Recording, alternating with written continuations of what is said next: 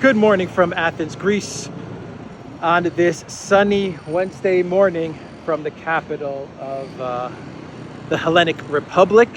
And I am here in the center of Athens. I've got the Olympic Stadium right down there. The first Olympic Games were held there. The modern Olympic Games. The Acropolis, the Parthenon is all down that way. And it's tourist season. A lot of tourists right now.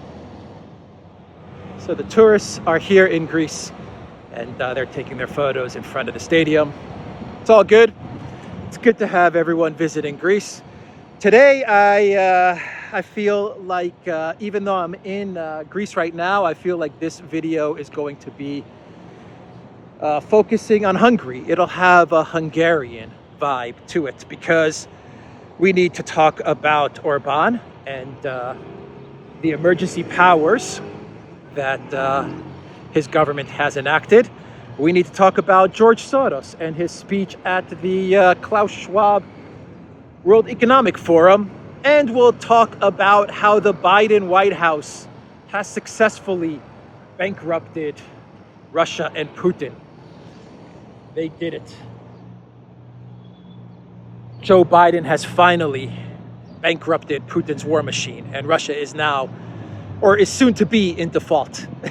I've been reporting on this story for a while now, but we'll talk about that as well. And then we'll round it out with the clown world. Maybe we'll talk about Bulgaria, if I remember to talk about it. Bulgaria and what's going on with their gas and energy needs. So let's start with Hungary.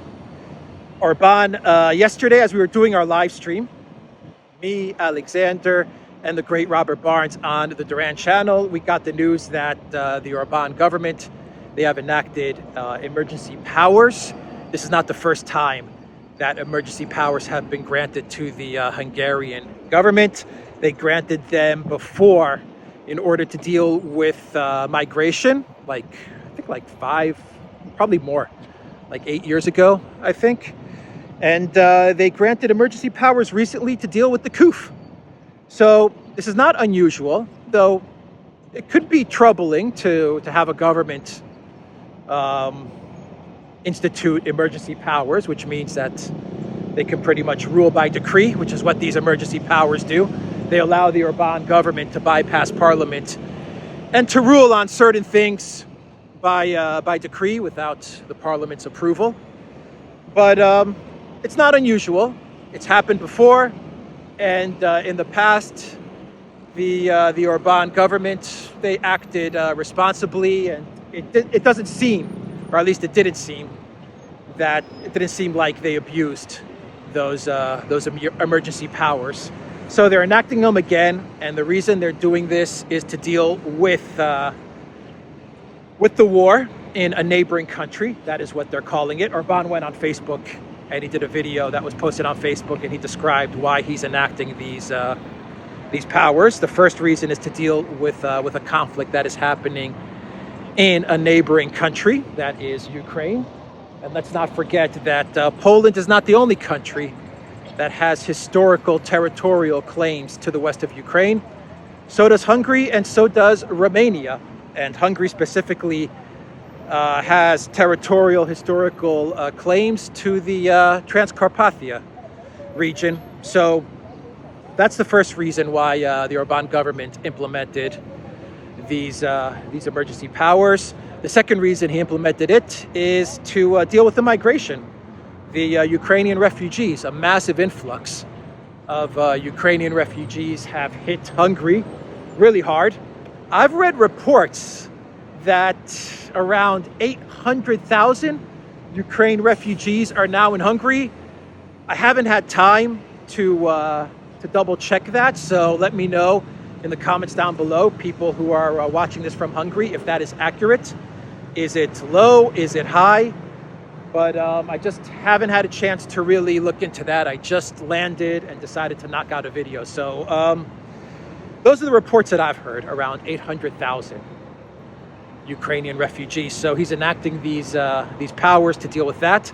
And of course, he's enacting these powers though he didn't specifically mention it, but I believe he's enacting these powers to prevent the European Union from dismantling and attacking his government, because the EU is very, very unhappy with Viktor Orban in Hungary. They're unhappy at the fact that Hungary is the country that has taken the lead to prevent an oil embargo of Russian oil. So Ursula von der Crazy is really pissed off about that, because her and Borrell have been pressing hard to place an EU-wide embargo on Russian oil, and Hungary has said no freaking way, because Hungary is landlocked and they rely on oil coming in from pipelines, specifically Russian oil.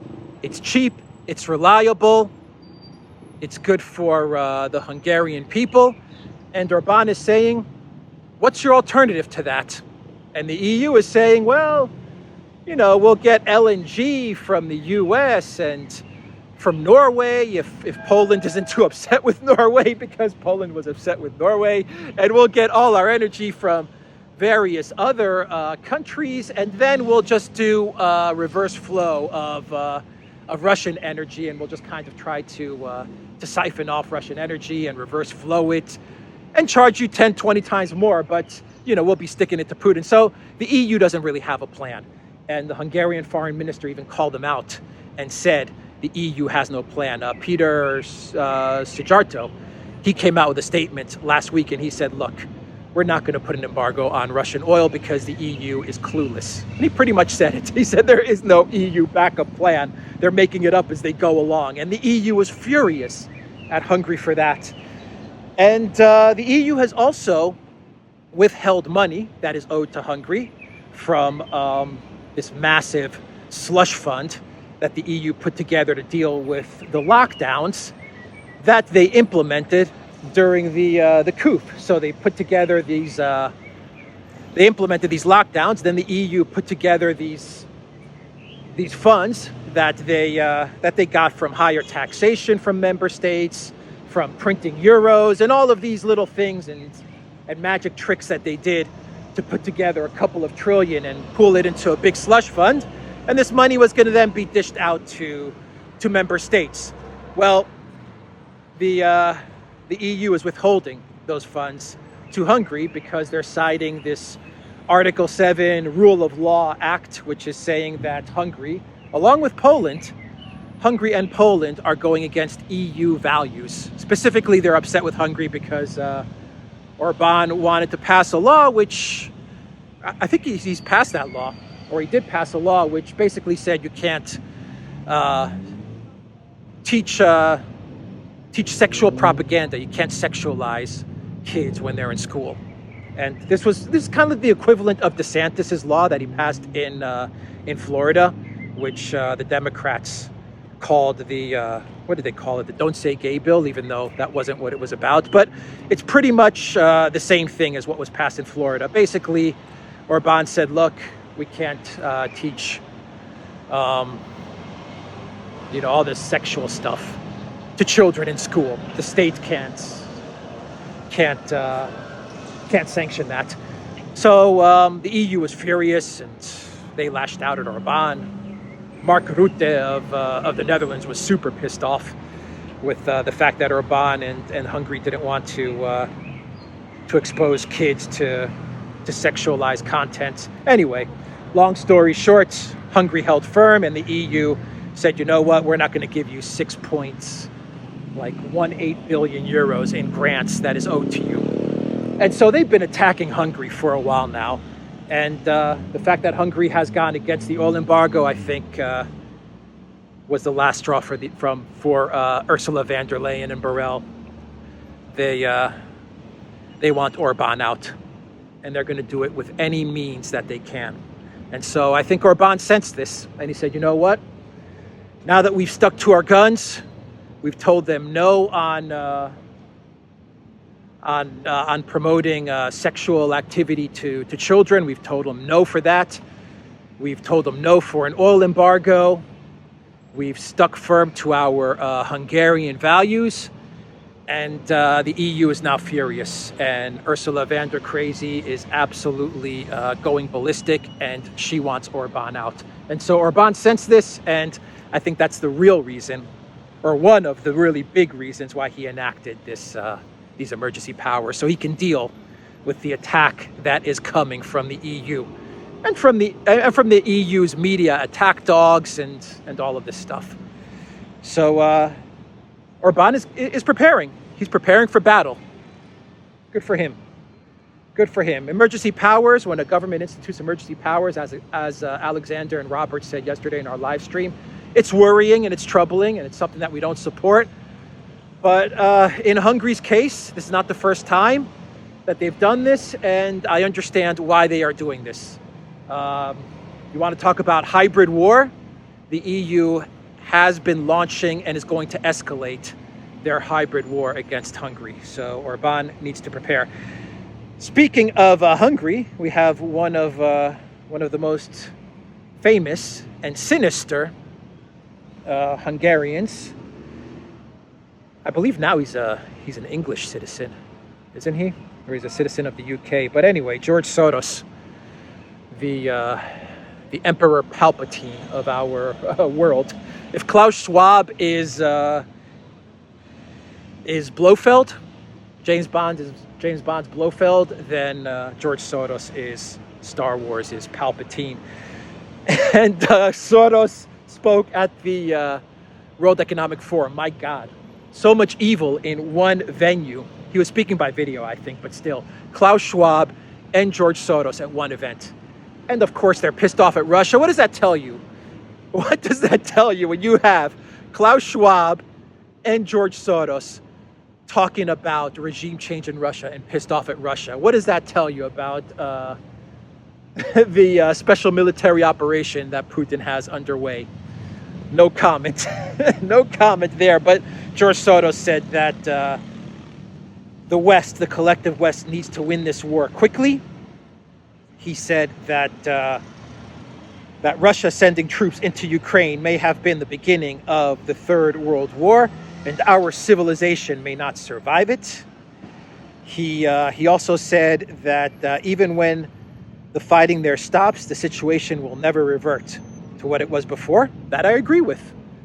Things will not be the same. That's the one statement from George Soros I am in agreement with.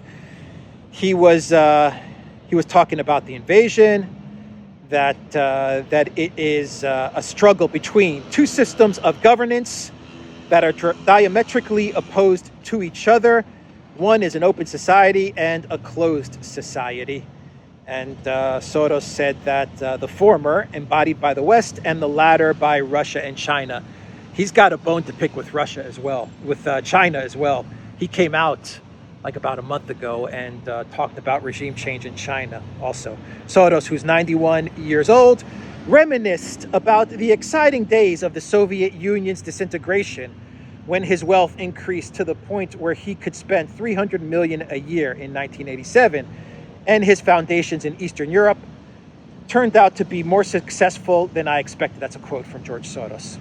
So he was reminiscing about the disintegration of the USSR and how he made so much money and how his open society was just making bank, and it was more successful than he possibly dreamed it could. He argued that the tide began to turn after the 9/11 attacks of 2001, and repressive regimes are now in the ascendant, and open societies are under siege, with China and Russia representing the greatest threat. George Soros also said that the West needs a quick victory over Russia in order to get back to dealing with, you guessed it, climate change.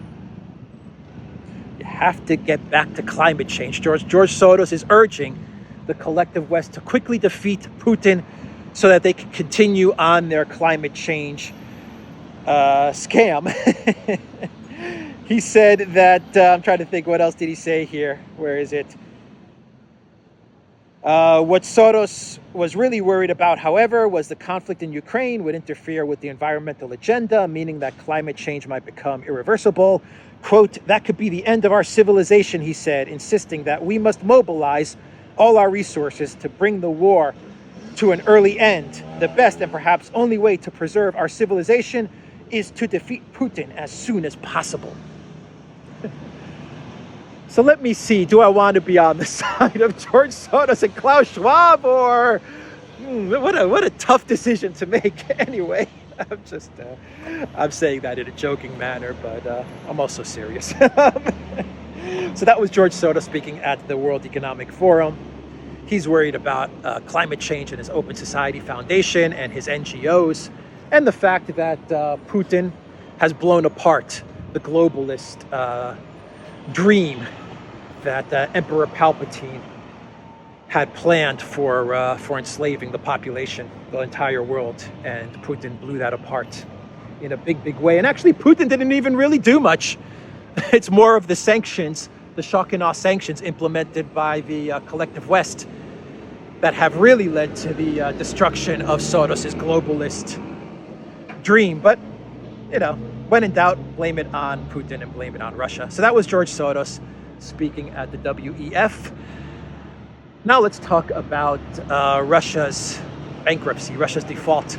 So as expected, and as I was reporting, I think I did a video on this 2 days ago, the Biden White House has said that they will not keep the waiver for Russia to pay off the U.S. bondholders.